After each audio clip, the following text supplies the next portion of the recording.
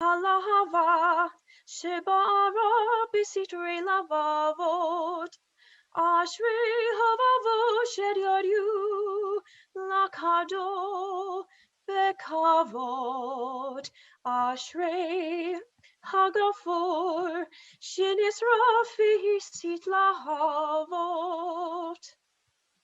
Blessed is the match consumed in kindling flame.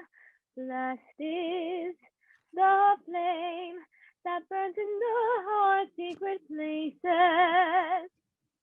Blessed is the heart that knows, for honor's sake, to stop its beating. Blessed is the match consumed in kindling flame. 76 years ago today, Allied forces liberated Auschwitz-Birkenau, the largest of 400 Nazi concentration camps. The UN has designated this date as International Holocaust Remembrance Day, 16 years ago.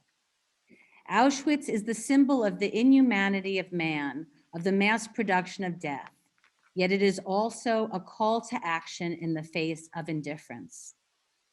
This is a year that has brought isolation as well as distrust, fear, and anxiety. We have seen a rise of anti-Semitism and racism in our nation and in our borough. White supremacist groups and their propaganda have made inroads in Staten Island and far beyond. We must not be silent, not on anti-Semitism, not on racism or Islamophobia, not on any form of hate. This is a year when we saw how fragile life is. Exactly 1 year ago today, I stood inside the Capitol building with Rami Cohen, who offered the opening prayer to our elected officials in Washington, D.C. We have lost 10 Holocaust survivors from the Staten Island community, including just today, Chaya Sholdes, mother of Jackie Ryder. These are the last generation of eyewitnesses. Who will carry the word to remember the Holocaust and the destruction of democracy and of Jewish life in Germany and Nazi-occupied Europe? We began tonight with the poem Blessed is the Match by Hannah Senesh, whose song captures the courage of this heroine of the Holocaust who resisted fascism strategically and spiritually. She was caught just before her 23rd birthday, killed at the age of the Wagner College students who sang her poetry so beautifully. Bethany Friedman and Ruth Kupperberg are among those who will carry the word. And thanks to those who have donated objects and artifacts, like U.S. Master Sergeant Danny Kravitz, who gave this Jewish star, many thousands of more youth will be educated by the Wagner College and other youth on Staten Island who carry the word. I'm sitting in the Wagner College Holocaust Center, an educational space which has already welcomed hundreds of students from public and Jewish schools to promote an understanding of history. I am proud to say that to consecrate this space, we have recently added a mezuzah on the doorpost, which contains a prayer to affirm the Jewish faith. Created from pieces of broken mirror, it symbolizes tikkun olam, the spiritual obligation to repair the world. It was designed as a one-of-a-kind piece by Rabbi Kerry Alitsky, an artist and educator. We are grateful to community member Audrey Durst, who first proposed acquiring a mezuzah. Who will carry the word? We need each other, our neighbors of all faiths, to repair the world and to commit to respect the memory of 6 million. That is why it is so meaningful to mark International Holocaust Remembrance Day with an interfaith observance. And we need the second and third generation, the children and grandchildren of survivors. I want to thank our co-chairs this evening, Manny Sachs and his daughter Shannon Sachs, for proposing this invitation to Dr. Irit Felsen. Dr. Felsen's talk on those who carry with them the trauma of the Holocaust through generations is a reminder to never forget. A few years ago, I accompanied Chaim Ben Aaron, who passed away this year, to a middle school on Staten Island, PS 49. Chaim, the youngest of 5 brothers, spoke of his beautiful family life before the war, tore his family apart. When it ended, he changed his name to honor his father who had passed away, who was murdered, Aaron, and called himself son of Aaron or Ben Aaron. I now call upon Rabbi Mark Ben Aaron, a second-generation survivor, to offer a memorial tribute, which will be followed by remarks by our congressperson. My name is Rabbi Mark Ben Aaron, son of Chaim Ben Aaron, formerly Chaim Volozhny, from Ostrolenka, Poland. My father was a child, not even a teenager, when the Nazis invaded Poland. Growing up, I was aware that my father was a survivor. I was aware that he was in camps, but he never told his story. I thought it was that he didn't want to talk about his time in the camps. In 6th grade, I had a homework assignment to construct my family tree. I was concerned that I wouldn't be able to get Dad's side of the family. After completing Mom's, she reassured me that Dad would be okay and that there might be parts of his past that he might not share. Many years later, I came to realize that it might have simply been a case of age appropriate. When Dad became the go-to survivor for every high school student in the synagogue. 2 years ago, Shira Stoll was interviewing survivors on Staten Island. She asked me what it was like growing up the child of a survivor. I said that for my classmates, the Holocaust was simply a paragraph within one chapter of a world history textbook. However, for me, it shaped who I would become. Unfortunately, he passed away this past December. Tonight, I light a candle in his honor and in the memory of the Volozhny family who perished in the Shoah.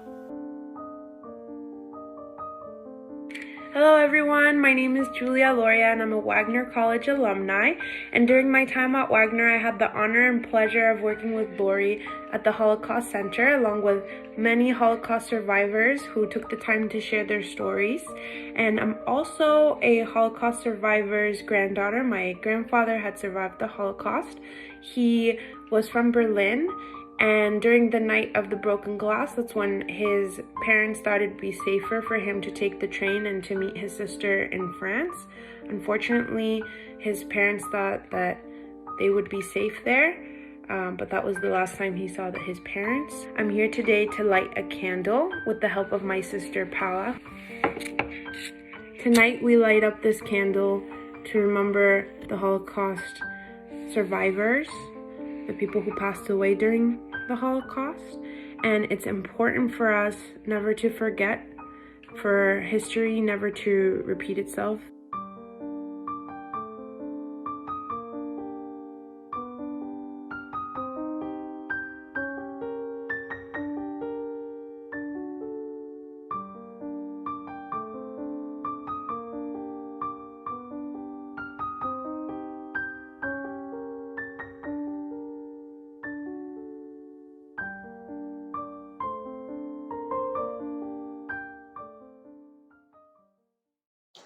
Hi, it's Congresswoman Nicole Maliotakis in Washington, D.C. As a proud Wagner College graduate, it's an honor to welcome you to this particular program. And particularly, I want to thank Dr. Yvette Felsen for hosting tonight's event and addressing the group and allowing us to talk about some of the trauma experienced by the children and grandchildren of Holocaust survivors. As somebody who visited Israel recently and attended the Yad Vashem Memorial, it was something that was incredibly eye-opening. It was something that I believe everyone should experience, that memorial, to truly understand the atrocities of the Holocaust. So we never forget, always remember this part of our world history, as horrible as it is. Thank you very much for participating in tonight's event. And I hope you'll share what is discussed tonight with many others so we can make sure that future generations know exactly what occurred in those horrible years and make sure that it never repeats itself ever in our world. Good evening, peace and blessings. Shalom. Shalom. This is Imam Tahir. It's an honor and privilege to be among this very important group of leaders of our community. I'm Albanian, Muslim, and I'm proud to be part of this important group of ours that leads to increasing the awareness of proud moments of our common history between Jewish and Albanians throughout the history, but also to increase awareness of elements that they were threatening Jewish lives those days, and those are targets are the same. So Albanians during the World War II, they were the only nation in Europe that they have saved and protected Jewish people. Not one single life of Jewish community was lost. The only country in Europe that Jews, they were more in numbers uh, after the war, that was Jews of Albania. And for those they don't know, the Jewish philosopher and the mind that we all as a humanity take big proud of him was Albert Einstein, the Jewish philosopher.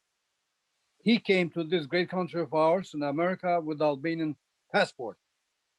So we remember the Besa, we remember the heroic act of Albanian people. Always when the Holocaust is mentioned, we do remember that Albanians, they had a great deal in saving human lives, and in this case, the Jewish lives. And why Jews, they have to remember, and they have to always tell the story of Holocaust to Jewish people, but others, because history that is being forgetting, unfortunately, is doomed to be repeated. And hope and pray that this history will never be repeated again. But there are so many lessons in the Jewish heroism and bravery during the Second World War. There's so many people that they have shown so much heroism that this story needs to be told. And what is the better platform than having Muslims, Jews, Christians, and other people of faith like we are here in Staten Island? We do thank very much Dr. Lori for her leadership, that we have been in this together since 2001. I know her. That was November 7, 2001. We did the program at the Wagner College, Rabbi Meets Imam. And that was coordinated by Dr. Lori. And the program was led by Rabbi David Katz and Imam Tahir that is speaking. And once again, I'm honored to be here. And on behalf of the Albanian Islamic Center, an Albanian community, and Muslim community, we express the support for Jewish community, and which we stand together.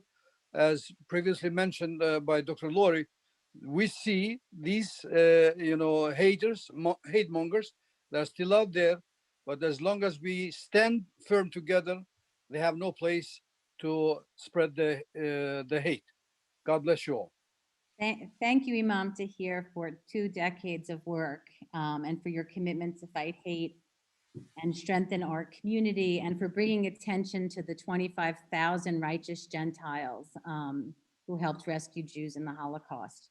I also want to thank the interreligious clergy, the Communities United in Respect and Trust, B'nai Jeshurun, and the Council of Jewish Organizations of Staten Island for co-sponsoring this interfaith and bipartisan event.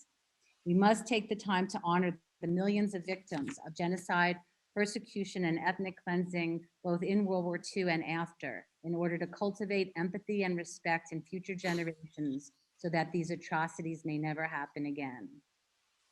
We now launch our conversation on intergenerational trauma with the reflections of our event co-chairs, Manny Sachs and Shannon Sachs. Annie's father survived Buchenwald, a site of forced labor and inhumane experiments. His mother survived Bergen-Belsen, a severely overcrowded camp. When its liberators entered, they found over 13,000 corpses in need of burial. During his 4 decades of communal involvement, Manny Sachs is most proud of his work for Holocaust education. He was founder and chair of the Staten Island Holocaust Commemoration Committee, a president of 2 local synagogues, chair of UJA breakfasts and Israeli bond drives, and a member of the Wagner College Phi Society and ongoing member of the Wagner College Advisory Committee. His daughter Shannon is on the board of 3GNY, an organization of third-generation survivors. I hope you will listen carefully to their words, which introduce the concepts discussed by Dr. Felsen. I never had the opportunity to meet my grandfather Samuel, or Shmuel, his given name, and for whom I'm named. He passed away before I was born, but from what I've been told by those who knew him, he was a caring and compassionate man, a real mensch, and he possessed a gutsa neshama, a good soul, a good spirit. The same holds true for my grandma Manya, of blessed memory, who I was thankful to have had in my life up until the time I was in law school. Growing up a 3G, or third generation Holocaust survivor, has placed an indelible mark in my mind, in my heart, and in my soul. While growing up, I quickly learned the 3 main tenets or key moral principles of Judaism: chesed, acts of loving kindness, or more simply, caring for someone; tzedakah, the giving of charity; and tzedek, justice. I've tried to live my life by these 3 basic Jewish principles, knowing that my grandparents, even during all the horrors of the Holocaust and during their darkest days, kept true to themselves and their belief in Judaism.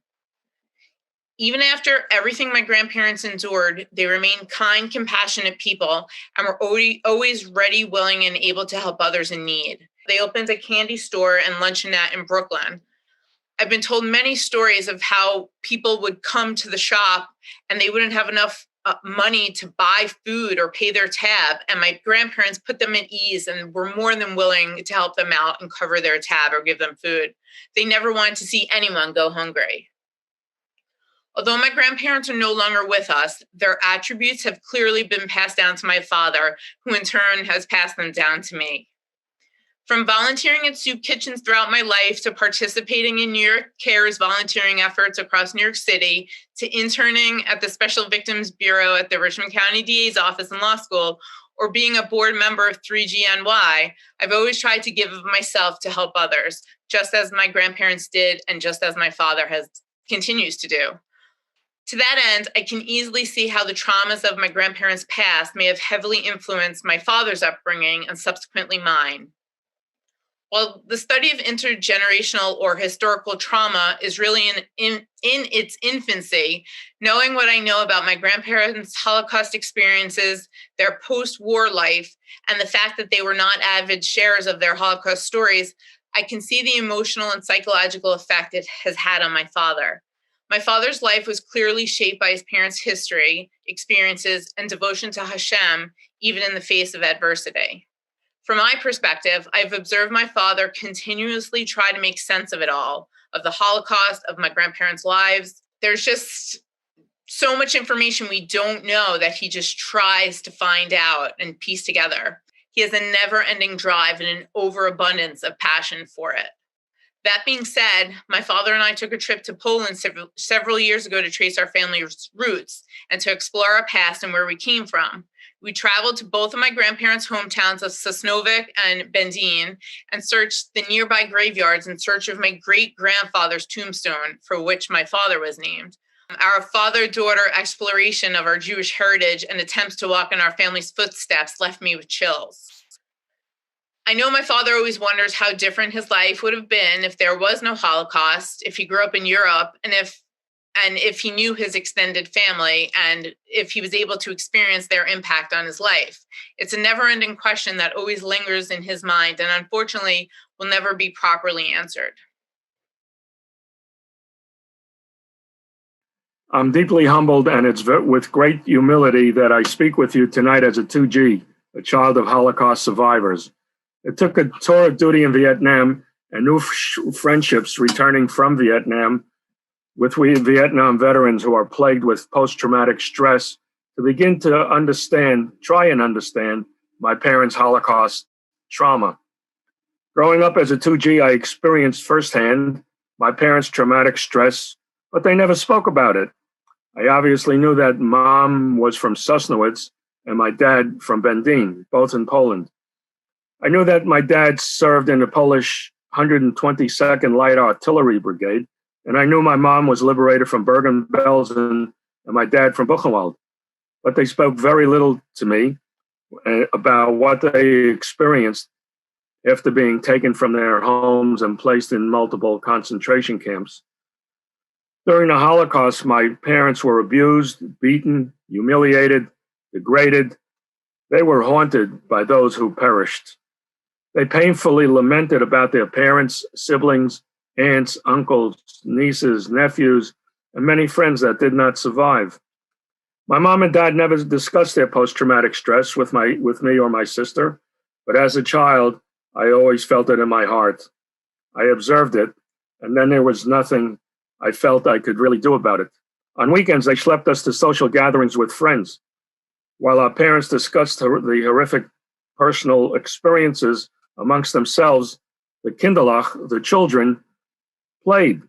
While we played, we heard them speak in Mamelush, in Yiddish, or sometimes in Polish if they didn't want us to understand.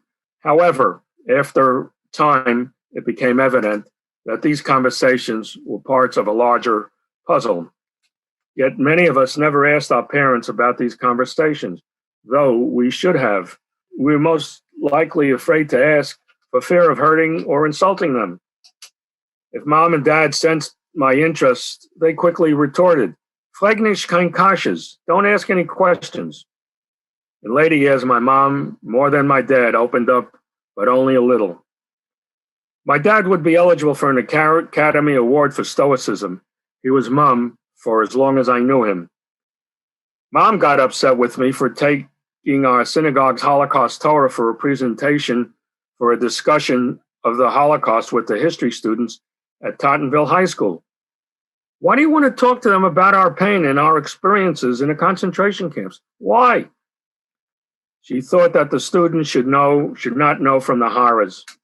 In my response, I told my mom that it was important to educate the students and to remind them never to forget. After arriving in the United States, we found refuge in the neighborhood with a lot of Holocaust survivors. A few years after arriving, my sister Susan was born. She was named for my father's mother of blessed memory. I took advantage of the opportunities provided and became involved in a variety of activities. In due course, the famous draft notice arrived. I had a few options: leave the United States and begin a new life in Israel and/or in Canada with family, attend rabbinical school and obtain a draft deferment, or serve my country. I opted for the latter. The United States of America provided our family with an opportunity to rebuild our lives from the ashes of the Churban, the destruction of European Jewry. I owed a debt of gratitude to the United States. My country called upon me, and I answered the call. My Jewish education served me well, especially in Vietnam. In addition to the responsibilities within my unit, I also organized Shabbat services and a range of both Jewish and ecumenical programs. I also assisted in the organizing of Passover Seder in Saigon. It is so unfortunate that our homecoming was marred by protests and insults. But after meeting and falling in love and getting married to my amazing wife, Karen, my life began anew. Karen gave birth to our wonderful daughter, Shannon, who was named for my father of blessed memory. I'm happy that my mother was able to shep nachas in her lifetime. Shannon personifies the Jewish values, ideals, character traits of being a mensch. At some time in her lifetime, she will become an Eshet Chayil, a woman of valor. Finally, during the past 40 years of living on Staten Island, I've been privileged to volunteer on behalf of both the Jewish and Staten Island communities at large. Hopefully, I made a bit of a difference. I'm grateful to my parents for having shaped my life. And in closing, in memory of those consumed by the Holocaust, may their memory be for a blessing and a warning. Let us remember and not forget. We thank Manny and Shannon Sachs for their work as co-chairs of tonight's event. and Manny's ongoing dedication to Wagner College Holocaust Center. I have the honor to work alongside Manny on High Society with the leadership of Dr. Victor and Kim Avis for almost a decade. In this cultural and political climate, it's especially important that we take time today to recommit to the fight against anti-Semitism, including efforts to root out Holocaust denial, educate others about all issues related to the Holocaust and genocide. My name is Ruta Shaw Gordon, and I serve as the Vice President of Internationalization, Intercultural Affairs, and Campus Life here at the college. I oversee the work of Hillel at Wagner and other faith and social justice groups, and have watched as the Holocaust Center's work has deepened over the past decade to help us address issues of prejudice and anti-Semitism, and educate not only our students, but those on Staten Island, the other boroughs of New York City, and in New Jersey, all under the competent and passionate leadership of Dr. Lori Weintraub. On behalf of President Joel Martin and the entire Wagner College community, I would like to welcome our keynote speaker, Dr. Idit Felsen. Dr. Felsen has dedicated her life to understanding anxiety and post-traumatic reactions in survivors of mass trauma and traumatic loss. She has been able to listen to and help hundreds of Holocaust survivors and their descendants, offering them care, support, and guidance over the years. Beyond her work in private practice, she currently serves as a member of the Yale University Genocide Trauma Research Group and is an adjunct professor at Furkoff Graduate School of Psychology at Yeshiva University. Dr. Felsen's talk today will be in two parts. First, Dr. Felsen will introduce us to the particular strengths and challenges that come with surviving the Holocaust and genocide. Then she will address questions from audience members regarding the current political climate in America. You're encouraged at that point to add questions into the chat.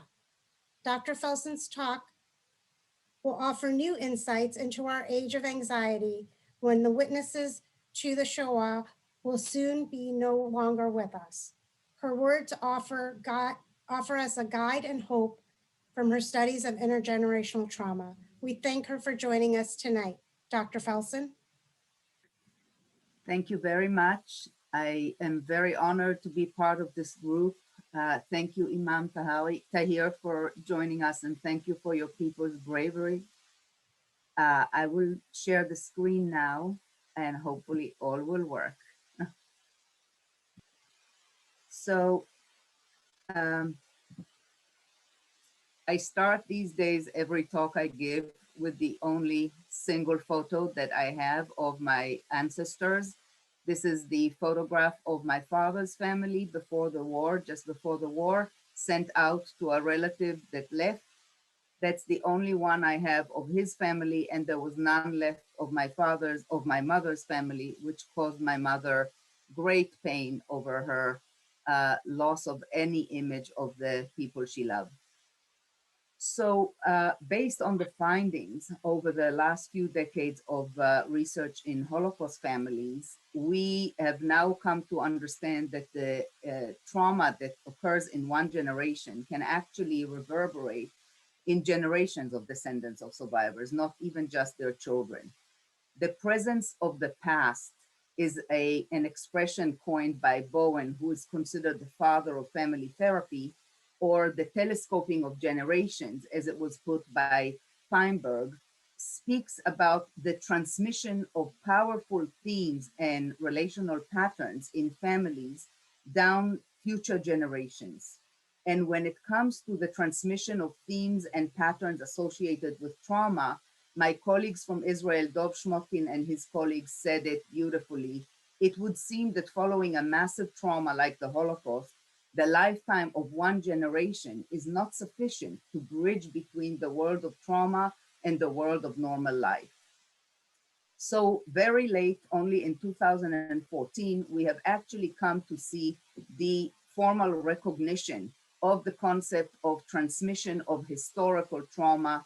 And we have seen it by now in research in many populations that were exposed to mass trauma, whether it's Native Americans, Armenians, survivors of the Armenian genocide, American Japanese who were interned in here in the Second World War, survivors of the Khmer Rouge in Cambodia, Bosnian refugees, Rwandan refugees, and unfortunately many, many others since then. This is one visual representation that I wanted to share with you, which is a graph that shows the two pillars in the center are the post-traumatic stress symptoms observed in survivors of the Holocaust in a meta-analytic study that included more than 70 studies in 2010. So 60 years or so after the end of their trauma, this is the level of post-traumatic stress symptoms that survivors who are either completely community dwelling and never had any kind of mental health services, or those in the darker pillar who had some mental health services, this is the level of symptoms, of post-traumatic symptoms they still showed, which tells you what kind of levels of symptoms their children observed in them while they were younger, 30 and 40 years earlier, and raising their children. So what does it mean to live with a spouse or a parent who suffers from post-traumatic stress symptoms? We call it, as Charles Figley coined the term, secondary traumatization. And he stated it beautifully, saying, simply being a member of a family and caring deeply about its members makes us emotionally vulnerable to the catastrophes that impact them. And it impacts children or spouses through close continued contact, which is itself a chronic stressor that leads to identification and what we call empathic distress as we hear and learn about the imagery and the stories of what the survivor went through, or as we see directly their suffering, even if they are silent, and through the impaired functioning of the traumatized person in some of the facets of their functioning as a spouse or as a parent. I speak of a concept that I coined dual reality of trauma. It's very similar to the concept of post-memory by Mariana Hirsch. And my very close friend and mentor, Dori Lau, who was himself a child survivor of the Holocaust and a very esteemed researcher in the field of intergenerational transmission, put it this way. He said, children of survivors of the Holocaust view the world from a vantage point of a catastrophe that ravaged their family. And this knowledge of the catastrophe that happened is not an informational knowledge. It's not about the historical facts. In fact, many of us have a very hard time keeping an orderly story in our mind of the effects of our parents' lives. The fragments that we collect are disorganized and the timeline is broken up and messed up. The knowledge of the Holocaust for children of survivors is paradoxically an experiential knowledge of an event that happened before we were born. And that knowledge, that experiential knowledge, is mediated through the emotional relationship with the parents in both implicit and explicit ways. This is a beautiful picture that I wanted to share with you, one of a series of photographs that Shimon Ati created in a project called Writing on the Wall, where he found old photographs of Jewish life and projected them life-size on old buildings and in Europe. And so it's a beautiful depiction of what post-memory or dual reality is, because we have not seen this man, we have not seen him in his life doing this, and yet we do see him there in this real and not real, concrete and ephemeral way that memory plays in transmission of trauma. And what do I mean by the dual reality? I mean that for children of survivors, there are two different sets of realities. There is the reality of the here and now in the safe places where we were born, America, Israel, the Canada, Australia, after the war, and the rules of engagement with the others in this normal, relatively safe reality. And there's the trauma reality where inconceivably sadistic, horrible things happen, and where everybody can be a perpetrator, and where the behavior of the self is dictated by the mere need to survive and not by social desirability and how to be nice and give your turn to the other person first. So I would like you to think of it, of those two dual realities, as separated by a glass floor. A reality of trauma which lies underneath the glass floor with all of its horrific images and memories and fragments of stories that we know. And above it, we live in the current reality of the here and now, our safe lives, the way that we're supposed to behave like nice, good citizens and good people. Why do I say glass floor? Because I want to indicate that the separation is transparent, and that just like if it were a glass floor, we would see the horrific images of the trauma underneath, somewhere in the periphery of our visual field.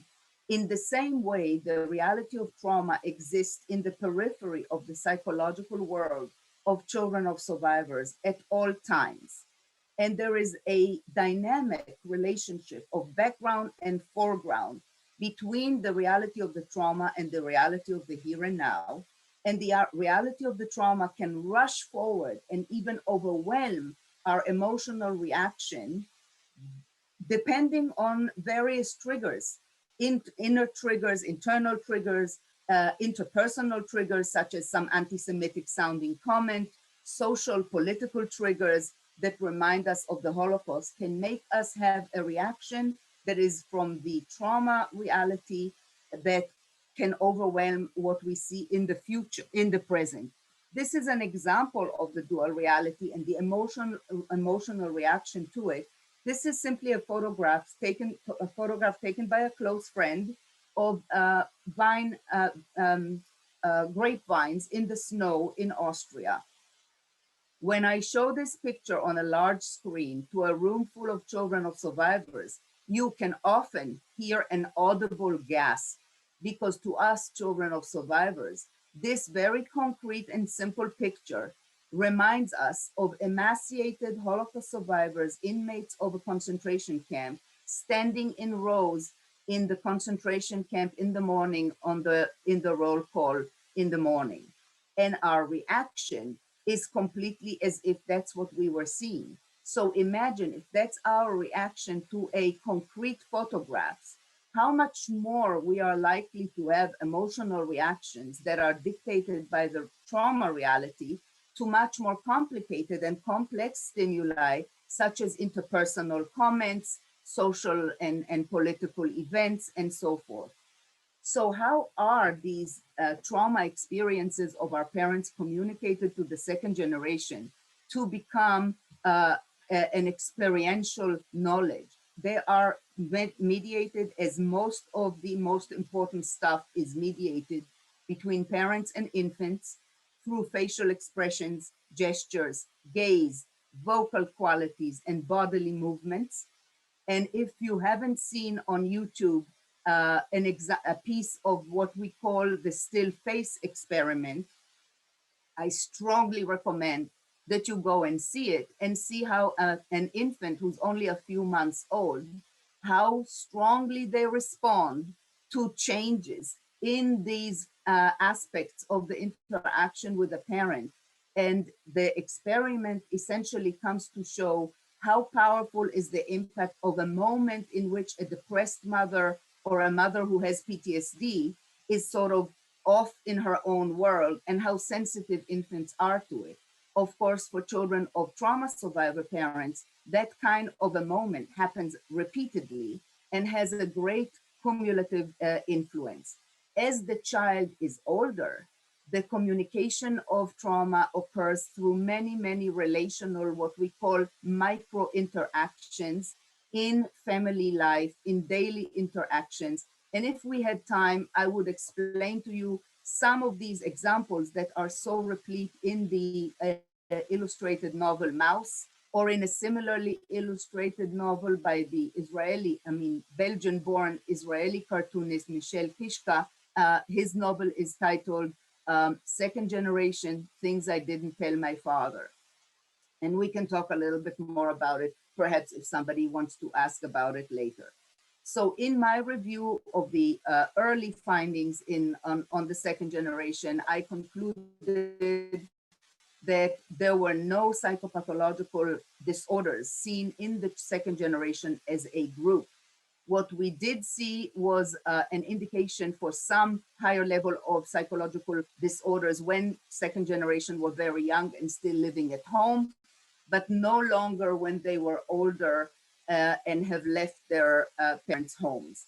What we also saw was a whole host of elevated scores in areas such as anxiety, the tendency towards depressive experiences, guilt, hypervigilance, interpersonal sensitivities, feelings of alienation, over and under control of aggression, self-criticism, many scores that were statistically significantly higher than the scores of our peers, but they still remained within normative range. They did not reach clinical significance.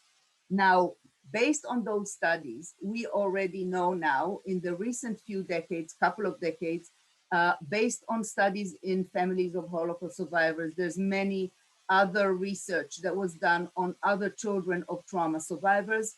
And in a very good recent meta-analytic study that was conducted on children of more than 4,000 parents, we see that there is a at least twice likelihood of depressive and anxiety symptoms in the children of parents who survived trauma and developed post-traumatic stress disorder in comparison to the children of parents who went through the same trauma and did not develop post-traumatic stress disorder symptoms that stayed with them for a long time. So the critical element is not only whether parents went through trauma, but to which extent they continue to suffer from post-traumatic symptoms for decades after.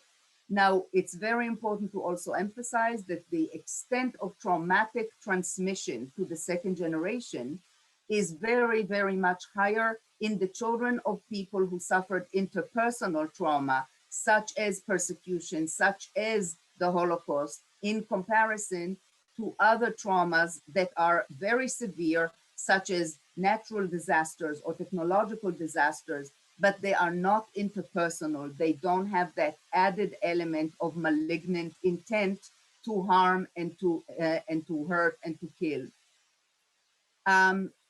What we see in many children of survivors of different populations is beautifully stated here by the group that was led by Field and studied the children of survivors of the Khmer Rouge in Cambodia. And they put it this way, they said, parents who continue to be psychologically affected by past trauma, such as the trauma stemming from genocide, may communicate, even if indirectly, their emotional vulnerability to their children and thereby instill inordinate concern in the children for the parents' welfare. So what we see in children of survivors is the development of certain missions and expectations that differ from what is usual for the relationship between parents and children. And these unusual missions, on one hand, created burdens in the lives of children of survivors because they prevented them oftentimes from doing the same things that their peers were doing. One of the things that were most difficult about those special missions that we felt as the second generation was that we somehow felt that we need to make our parents happy to make up for the terrible sufferings that they went through, to make up for their terrible losses. But it was really, in many cases, an impossible task. And so oftentimes, the failure at doing it well enough, at making the parents happier, was perceived by second generation as reflecting their own failure rather than the impossibility of the task. So speaking about those strengths and skills that these missions did lead us to develop, sometimes prematurely, sometimes at a great cost, of course, as everything does have a cost in life. But those strengths that we developed are very unique in the sense that they are double-edged traits, as I call them. So unlike some cases where we can talk about a certain personality organization, such as, let's say, the typical or prototypical schizoid personality, we can talk about strengths in certain areas, such as their attention to detail, their intellectual capacity, all of those things, you know, the typical nerd, if you like, the typical technological genius. And at the same time, they might have incredibly deficient abilities in very separate domains of social and interpersonal skills. In the children and grandchildren of survivors, but I'll focus right now on the 2G, the strengths and the vulnerabilities are actually one and the same thing. They are more like the two sides of the same coin. The same trait can be both simultaneously an asset and a liability, depending on the rigidity or the overdetermined use of that trait. So, for example, I'll just rattle off a couple of them. One of the strengths that many of us share is actually a precious perspective on life, just because of our very personal sort of understanding of the fragility of life. And it's very much consistent with our concept of what is post-traumatic growth, which is something that people that came out of terrible situations, such as the Holocaust, such as POWs, such as Vietnam veterans, as Manny mentioned, a certain understanding of the preciousness of life that is actually the result of being so close to these terrible situations and to the loss of life. Preparedness for disaster is something that many of us share. We are always alert and prepared for all kinds of possible negative events, negative turns. Things can be a lot worse. If something's going wrong, we expect the worst, but we are very well prepared. We have tremendous resources to deal with these things, but that preparedness that's always there, that hypervigilance, its cost is a chronic state of certain elevated anxiety and worry. And that can detract from the capacity to relax, to be carefree. It also can be annoying for people who are with us and want us to just relax and be carefree at times that are non-stressful and don't call for that kind of preparedness and hypervigilance. We have a good sense of a good deal of our parents' hardening and self-denial. Our parents had to be able to endure a lot, to ignore their pain, to ignore their fatigue. They didn't sleep well at night because they had post-traumatic stress disorders. They slept poorly, they had nightmares. They were tired, but they were able to get up in the morning and to go to work. And sometimes they worked more than one job. That level of hardening requires a certain capacity to ignore and repress your own pain, fatigue, discomfort. It's of course a strength in many ways. It is also something that can be very detrimental to one's health. And I can talk more about what we see in the second generation as we reach middle age that we think is related to that. It can also be something that we then expect others to do, to have the same hardening, the same level of endurance, which can make us feel, seem unempathic in some ways or too demanding to other people.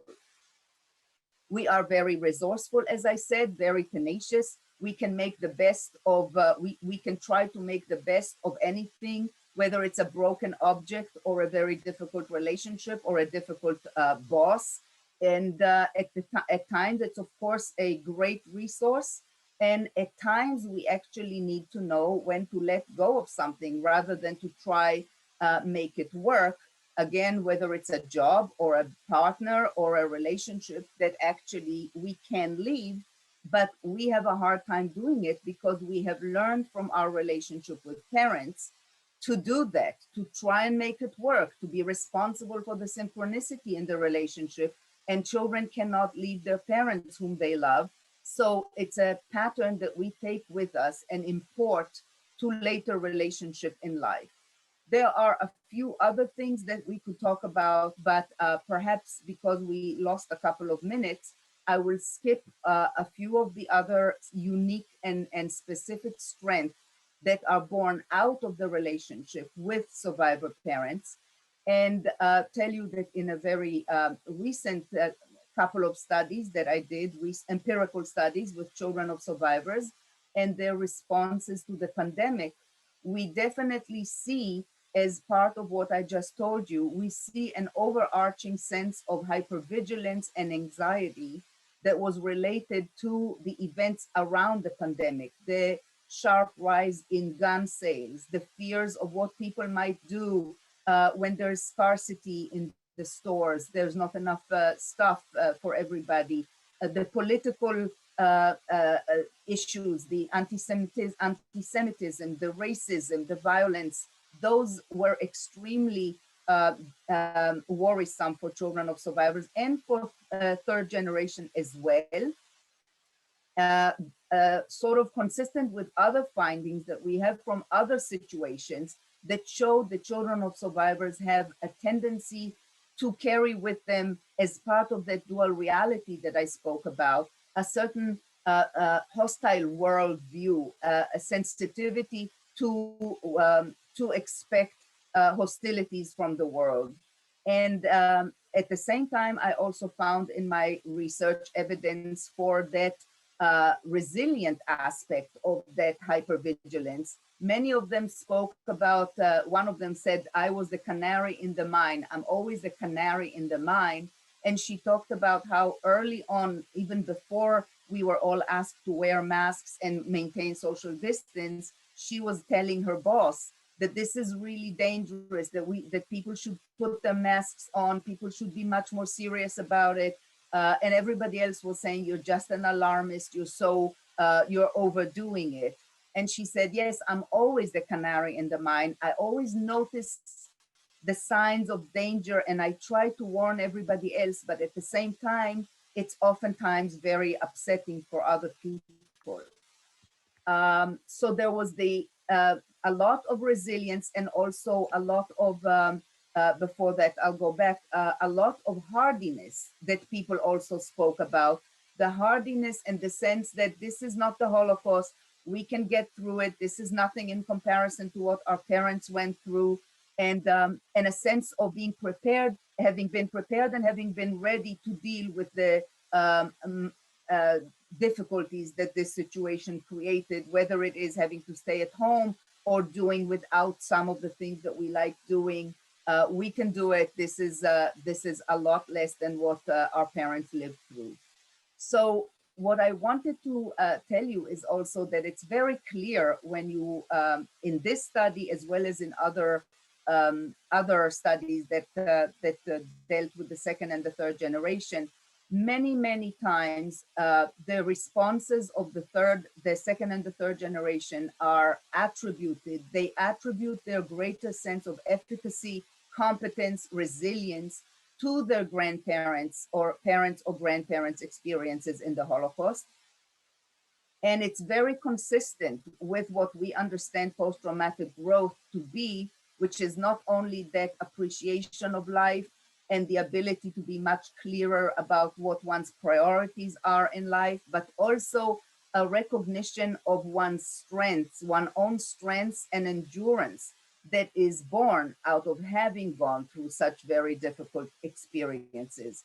And what we see, therefore, is that resilience and post-traumatic growth can also be transmitted down generations and can not only impact populations and groups as the transmission of trauma and effects related to the trauma, but also self-efficacy and resilience and post-traumatic growth can also be transmitted into families and in groups. And so I will conclude by saying that resilience and post-traumatic growth are also transmitted down the generation of Holocaust survivor families and other populations that were exposed to mass trauma. Resilience, in the most concise way that I can summarize it, having really been steeped in research about it, is the conscious decision to move forward despite the trauma, despite the post-traumatic symptoms that we continue to suffer from, but the conscious decision to move forward, to build ahead, not to be bogged down by what happened, but to be focused on the future and on building. Post-traumatic growth, as I mentioned, is often experienced as this heightened appreciation of life, a heightened appreciation of relationships with others, seeing new possibilities in life, a sense of one's own strength, and for many people, a feeling of spiritual change. So I would like to just remind you of the beautiful way in which this young woman, Amanda Gorman, put it in some of the lines of what she said. You know, her focus on the conscious decision to move forward and to do it together. If we merge mercy with might, she said, and might with right, then love becomes our legacy and change our children's birthright. Thank you very much.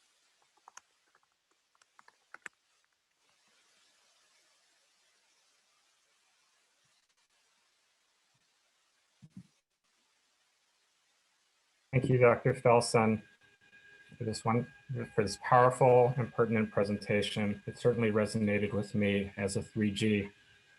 My name is Rabbi Sam Castell, and I'm the Rabbi of Congregation of B'nai Jeshurun and one of the co-sponsors tonight.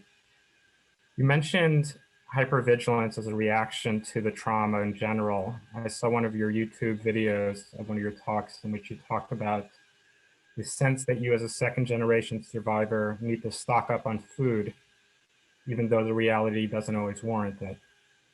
I relate to that sense of scarcity even when it seems unnecessary.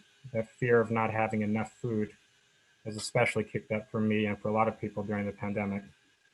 I realize that it may be related to the malnutrition that my mother experienced in the Shanghai ghetto and her severe anxiety that we experienced. The other area that I wonder about is the idea that we can't trust non-Jews because they will inevitably turn against us. This was a message that, whether overtly said or not, I got.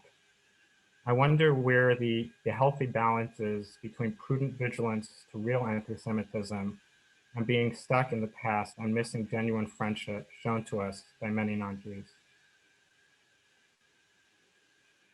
Well, you know,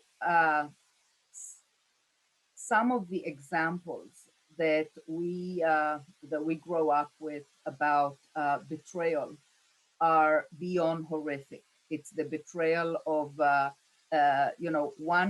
my father was saved by a man who was betrayed by his own brother and given to the Gestapo by his own brother.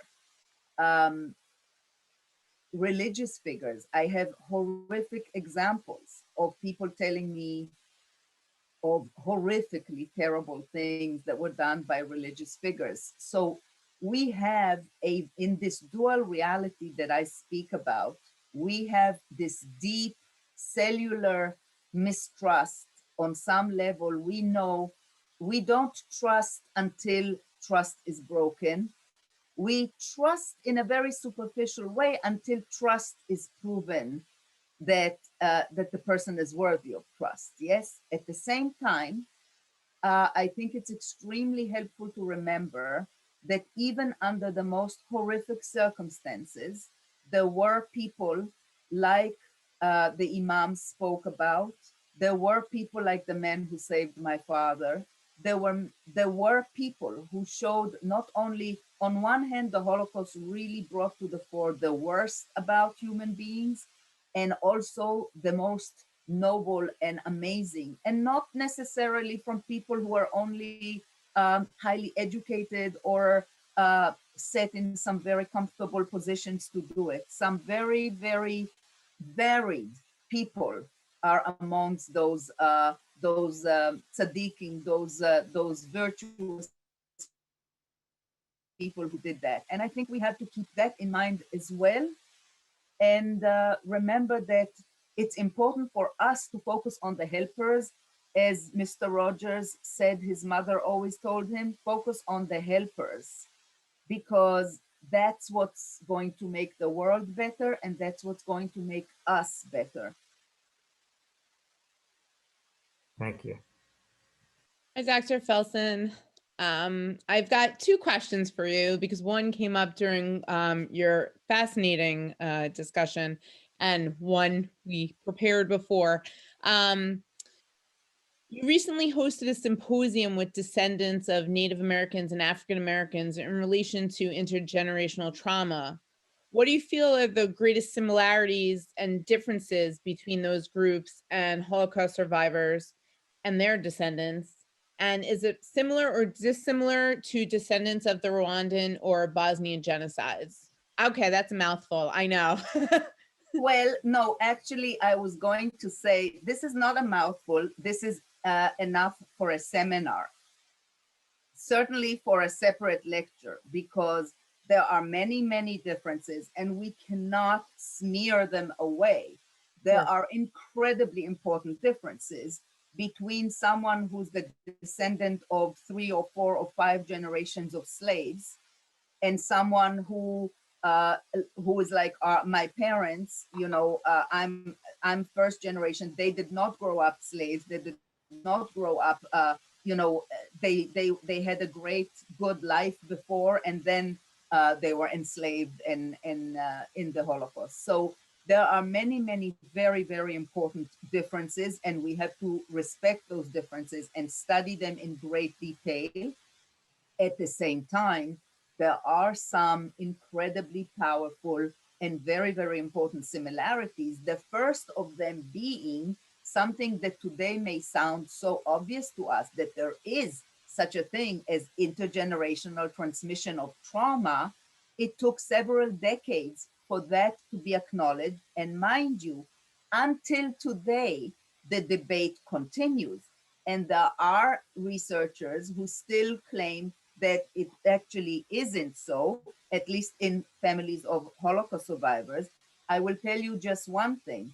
One of those researchers, whom I greatly respect, by the way, yes, but you have to understand that we are all now very much aware of our own contextuality and how we do research and what questions we ask and which instruments we use are not totally objective. And there are many ways of looking at the complex realities in social sciences. And so this, one of the researchers who says that they did not see evidence for transmission in Holocaust families down to the second and third generation, is the same man who also said in a seminar we shared that every night of his life for decades, he would call his mother, his survivor mother, at 12 o'clock at night so that she will be able to go to sleep peacefully. Now, that is intergenerational transmission of trauma. And those elements that have to do with a very different parent-child relationship, with a very different sense of responsibility that the child bears in the relationship with the parents who are perceived as people who suffered so much. And also some of the impaired functioning of some post-traumatic parents. Those things are similar in all populations where people suffered massive trauma. And then my next question, a lot of the effects of trauma that you mentioned, resourcefulness, tenacity, empathy, preparedness, respect for the precious lives that we have, they don't feel like weaknesses. I know you said they're strengths. So is all trauma bad trauma, or can this be the good that comes from the bad, or the proverbial rainbow after the rainstorm? Well, so you're helping me highlight this very, very important point that I wanted to highlight, that the kind of transmission in second generation and third generation are these two-sided traits that can be a liability and can be a strength depending on, I mean, if you're going to be hyper vigilant and prepared for disaster all the time, then some of the time when there's a good reason, it will be useful. The rest of the time, it will be a pain in the neck, right? there are, and this is what I try to show about many of these traits. And yes, I also want to highlight the fact that out of trauma comes also resilience and comes also post-traumatic growth in many populations. From the same place of the wound comes also a lot of strength, and we need to listen to each other's stories and to give room for the wound and for the resilience to express itself. Thank you so very much. You're welcome. Thank you.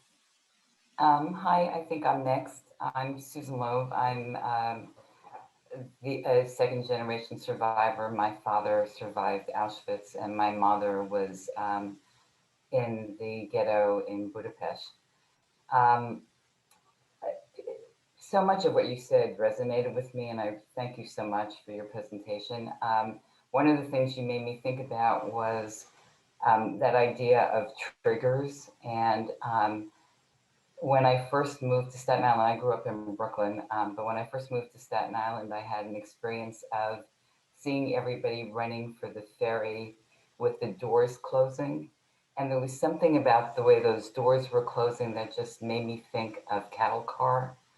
And I literally froze while everybody was running. There was just something about it that totally freaked me out. And you know, just amazing to me because obviously that was not my personal experience. But so I was going to ask you some other questions, but I feel like you answered them.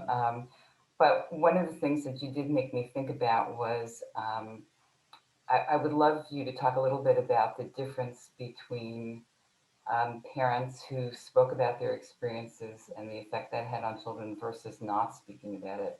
My father didn't want to speak about it because he felt, you know, it was a way to protect me and to spare my brother and I. And yet for me, I went to yeshiva in Borough Park where all the teachers were survivors and had numbers on their arms and talked about it. And so I thought that if my father wasn't talking about it, it meant it was unspeakable. So in fact, I imagined it even worse than what it was because, so I feel like for me, it actually was worse that he didn't speak about it, that once he finally started speaking about it, it actually felt more manageable. So anyway, if you could respond to what do you see any differences? Yeah, so I think that it's become quite clear that, again, not only in Holocaust families, but certainly also in Holocaust families, that for the most part, those who didn't speak, there was, and many, I think, also said that his father never spoke and his mother did not want him to speak. You know, we talk about the double wall. The parents didn't want to speak because they wanted to protect their children. The children didn't want to ask because they wanted to protect their parents. And there is a beautiful poem by second generation Janice Freebaum poet that speaks about it. And I'll be happy to share it with you afterwards. It's beautifully addressing that point of speaking or not speaking. So the double wall was that wall of silence that protected, so to speak, the two generations.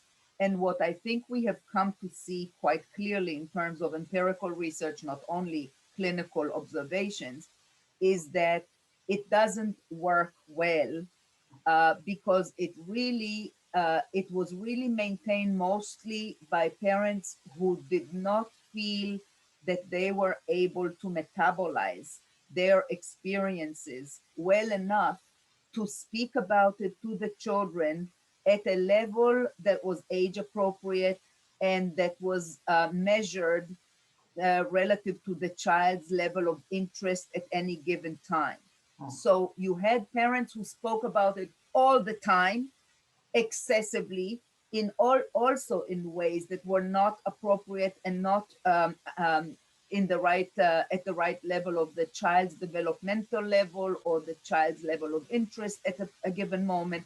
Children who tell me it was their breakfast, lunch, and dinner, it was there all the time.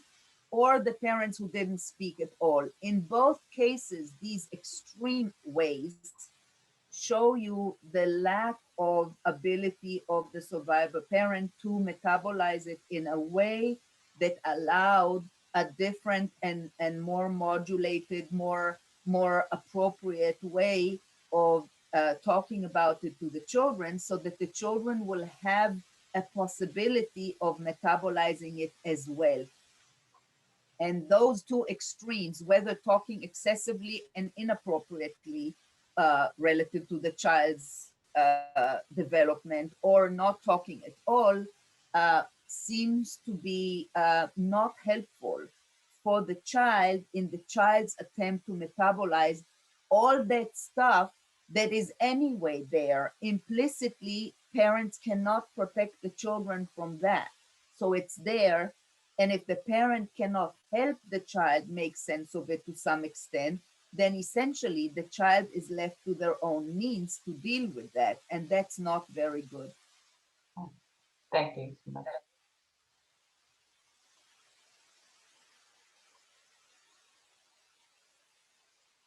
Okay, hi, my name is Dan Glassman. I'm a 3G survivor. My grandmother was a survivor, and this actually explains a lot of her behavior when I lived with my grandmother in our house, or experience.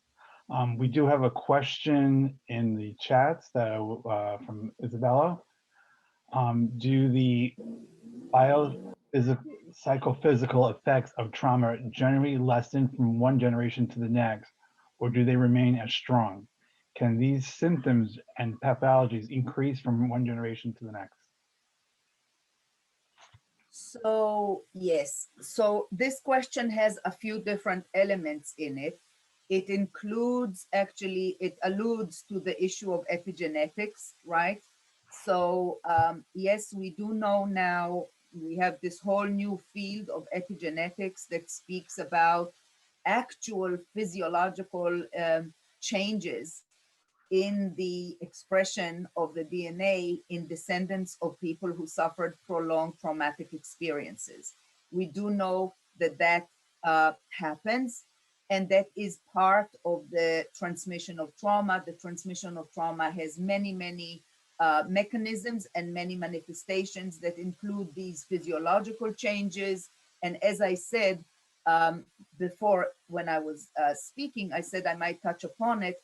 We see in second generation, as they reach middle age, or since we have reached middle age, we see that we have more medical conditions and certain problems, physiological medical problems, than our non-Holocaust related peers. We have a greater tendency to show, high cholesterol and pre-diabetic conditions, which may be related to those changes that our parents suffered starvation, and the epigenetic changes that were transmitted to us were supposed to prepare us for an environment in which we will starve as well. But since, thank God, we are living in an environment that we don't starve in, it creates these conditions in us.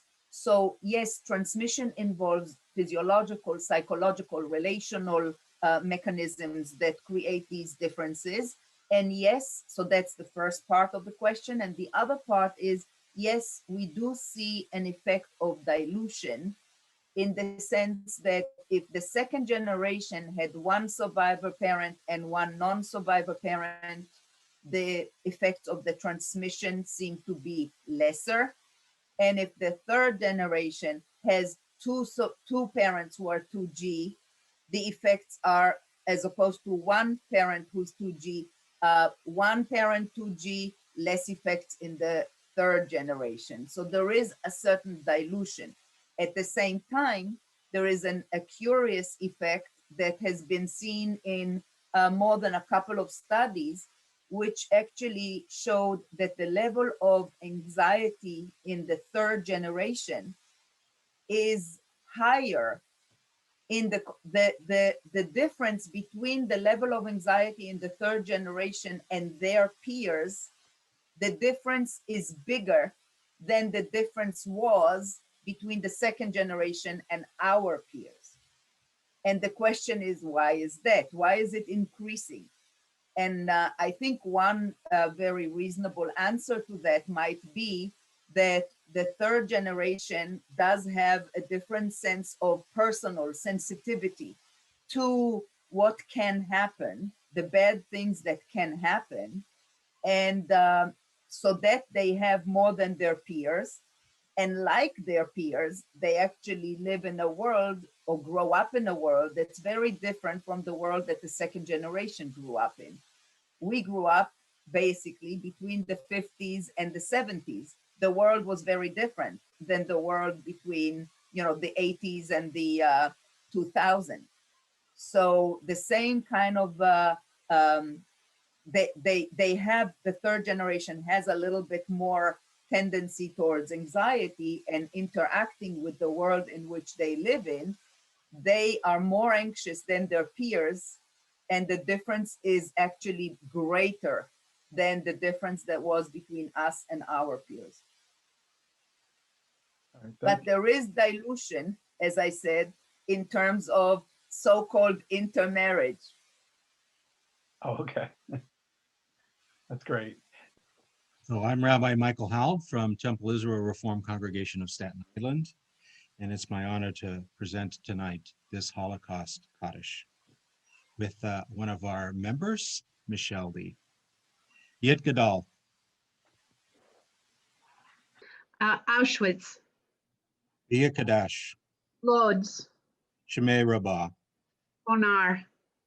Bialma Divarach Hirute. Babi Yar. Biamlik Malchute. Majdanek. Bechayechon Uvyomechon. Birkenau. Uchaye Dechol Beit Yisrael. Kovno. Ba'agala Vizman Kariv. Janowska. V'imaru. Amen. Yehi Shmei Rabba Mevarach Le'olam L'Almei Almaya. Yit Barak V'yishtabach. Theresienstadt. V'yit Pa'ar V'yit Roman. Buchenwald. V'yit Naseh V'yit Hadar. Treblinka. V'yit Alev V'yit Balal. Vilna. Shemei Kudishah Berichu. Bergen-Belsen. Eila. Mauthausen. Kol Birchata V'Shirata. Dachau.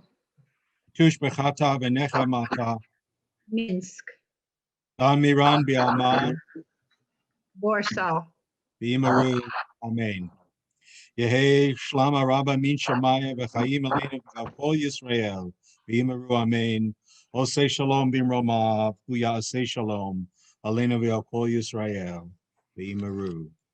Amen. El Malei Rachamim,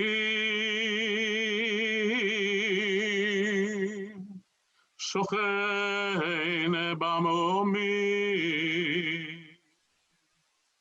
Ametzei Menucha Nechona, Ale Kanefei Hashchina. B'malo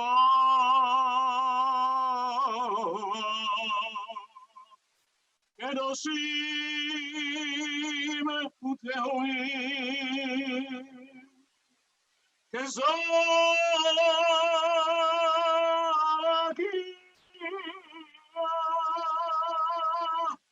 mazir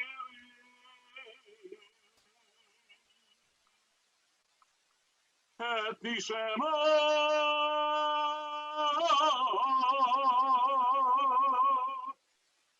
hakedoshim ve'atyarim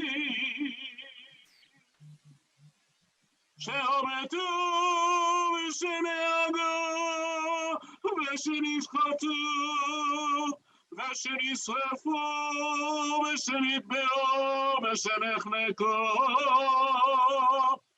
Al-Kidu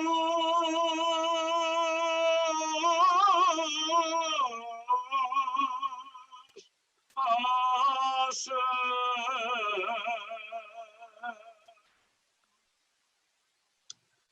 על ידי הצוררים הגרמנים, יימח שמם וזכרם, בעבור סמלי נדר נותנת צדקה ביד אזכרת נשמותיהם.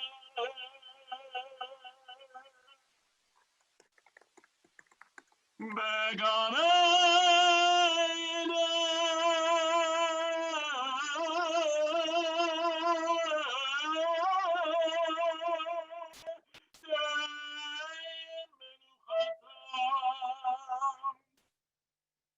לכן בעלי הרחמים יסתירם בסתר כנפם לעולמים ויצור ביצור החיים את נשמותיהם. אדוני הוא נחלתם וינוחו בשלום על מזכבותיהם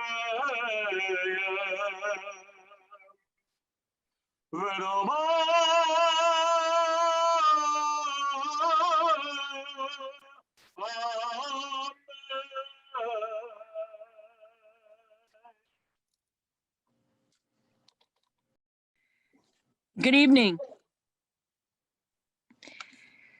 On the eve of the election of 2016, I participated in the 24-hour reading of the 4 Christian Gospels, Matthew, Mark, Luke, and John, at St. John's Episcopal Church in Rosebank. I was assigned to read from 4 a.m. to 5 a.m. the Gospel of John, aloud to an empty church. It was a gospel that I had not read since graduating seminary in 1981.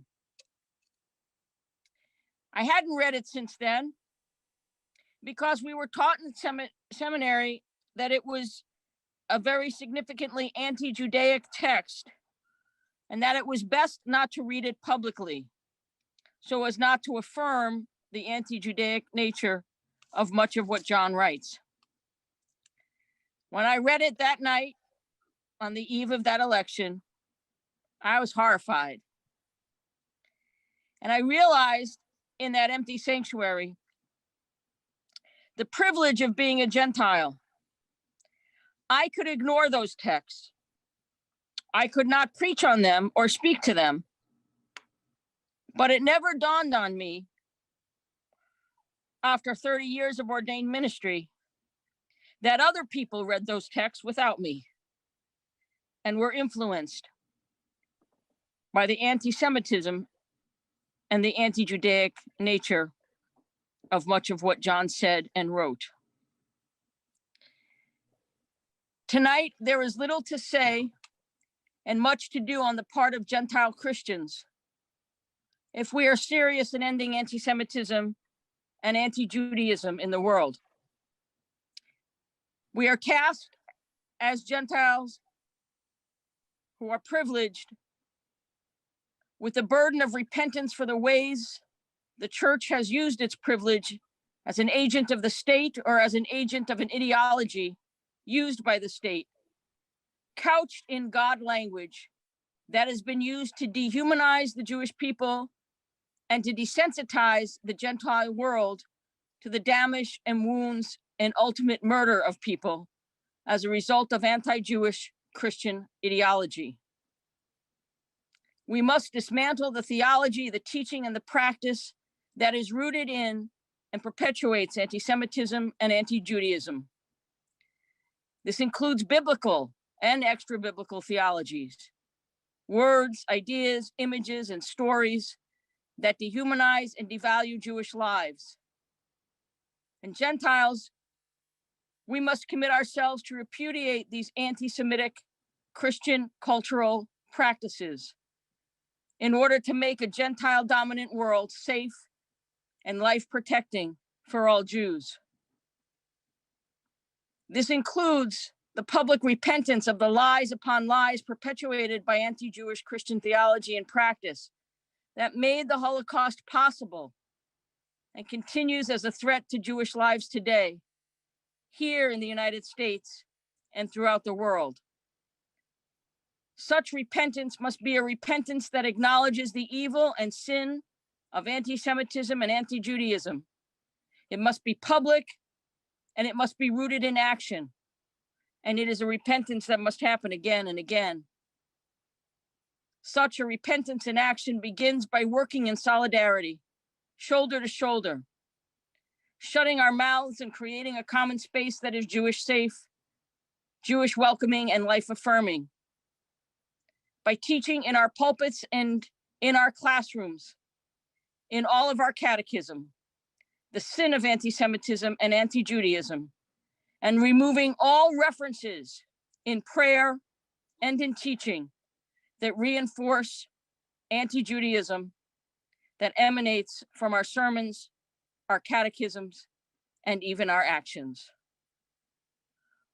All that we teach and live about God that dehumanizes the lives of Jews must be removed, must be changed, must be condemned, must be repudiated, must be repented, must be acknowledged again and again and again. It is a task that is unending. It's the deepest form of prejudice. It has cost the loss of millions of lives. And it must happen in order for us to be true to who we are as humans, who acknowledge the same authority of one God, for whom all life is precious. Those, I hope, are little words that will lead to much action. Thank you for your invitation this evening. And thank you, Terry, for closing out with such beautiful sentiment of interfaith alliances and activism. I want to acknowledge in particular the survivors who are here. Arthur Spielman, I see, I'm sure there may be others, 2Gs and 3Gs. And the motto of the Wagner College Holocaust Center is to inspire courage. And Dr. Felson's words this evening, pointing to post-traumatic resilience as well as challenges, the words of Imam Tahir, the words of our co-chairs, Manny and Shannon Sachs, and of Reverend Terry Troia. All of these are calls to action for all of us, to take the courage to be to not be bystanders, to be upstanders, to look around us, to think harder about the injustices we may not see, as well as those we do see, and to do more, to pledge to make sure that hate does not grow in this country or in this borough and in this moment, and that all of us must do what we can to make sure that that does not happen. So thank you so much to all of you for coming tonight. If any of you would like to further support the programs of the Wagner College Holocaust Center, you can email us at holocaust.center@wagner.edu. You can Google us and to offer more support for our work. And to everyone who helped tonight, thank you so much, but especially Dr. Felson. Really, this has been a topic that several of the 2Gs on my advisory committee have been asking to cover this topic for a long time. And I know even my students from different backgrounds have asked about intergenerational trauma. And I know that we'll be thinking a lot about that photo you showed and your remarks for a long time. So thank you so much. And to everybody, have a good night. And please hold International Holocaust Remembrance Day in your heart. Our next program is on February 24th on Friedel Dicker Brandeis and the children's art of the Terezin Ghetto and their teacher. And we have a program on March 1st on Fiddler on the Roof in Yiddish, and a program with Dan and his grandmother, a student film on Romanian Romania and the Holocaust on April 14th. Stay tuned, and if you need more information, just reach out holocaust.center@wagner.edu.